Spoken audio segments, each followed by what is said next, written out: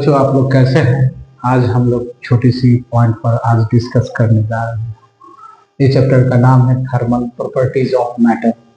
और thermal properties of matter में हम लोग एक दो टॉपिक है, स्पेसिफिक हीट और मोलर स्पेसिफिक हीट को समझने की कोशिश करते हैं। जैसे कोई भी सब्सटेंस है, जैसे ये मार्कर है और ये बॉटल है, ये दो अलग अलग चीजें हैं और दोनों की स्पेसिफिक हीट अलग अलग होती है और मोलर स्पेसिफिक हीट भी अलग अलग होती है। हम इसको समझने की कोशिश करते हैं। तो हम एक छोटा सा बात समझते हैं, स्पेसिफिक हीट।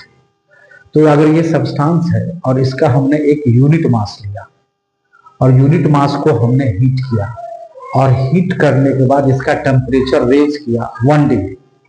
सपोज कीजिए कि हमने इसको हीट दिया है ना 4 जूल और इसका टेम्परेचर राइज किया 1 डिग्री। इट्स मीन्स इसकी स्पेसिफिक हीट जो है वो 4 जूल पर केजी पर केल्विन। क्लियर है? तो सिंपल सा बात है, it may be defined as amount of heat required to raise the temperature of unit mass of a substance through 1 degree. अगर सपोज कीजिए कि अगर मान लिया जाए कि किसी बॉडी को हम delta Q amount of heat देते हैं की जरूरत होती है उसके टेम्परेचर को राइज करने के लिए, अगर उसका मास m है और टेम्परेचर राइज अगर डेल्टा टी हुआ है तो स्पेसिफिक हीट इक्वल टू हो जाएगा delta Q by M delta T. और स्पेसिफिक हीट को स्मॉल सी से डिनोट करते हैं, तो delta Q by M delta T. अच्छा, डेल्टा क्यू को हम लोग एम सी डेल्टा टी भी लिख सकते हैं अगर इसको यहाँ मल्टीप्लाई करते तो। ऐसा यूनिट ऑफ सी क्या होगा? तो डेल्टा क्यू का यूनिट होता है जूल, मास का होता है केजी और टेम्परेचर का होता है केल्विन। तो जूल ऊपर में है, केजी नीचे में है, केल्विन नीचे में, तो joule KG inverse kelvin inverse हम इसको लिख देंगे। तो ये तो हो गया कि जब हम यूनिट मास लेके और हम अगर उसका स्पेसिफिक हीट डिजाइन किए हैं। अब इसमें जो है हमारा यूनिट मास की जगह थोड़ा सा चेंजेस आएगा, 1 मोल ऑफ सब्सटेंस, यानी 1 मोल में आएगा।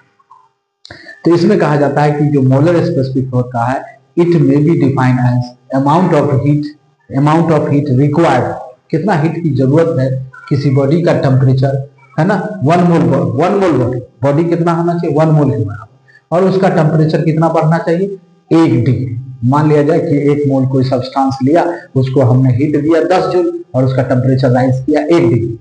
इट मीन्स अगर 10 था तो 11 हो गया, तो हमने 10 जूल हीट दिया इसलिए उसकी मोलर स्पेसिफिक हीट 10 जूल के बराबर होगी, 2 जूल के जी और मोल इनवर्स हो जाएगा। इफ मान लिया जाए delta Q amount of heat is required to raise the temperature of n mole of substance through delta T, then molar specific heat को हम लिख सकते हैं delta Q upon n delta T. और ये जो c है, c equal to delta Q n delta T.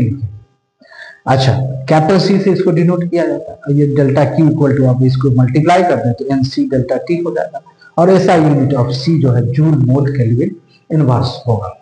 तो इस तरह हम इस 2 पॉइंट को समझे हैं। आप लोगों को कोई दिक्कत हो तो कमेंट करके बताएं।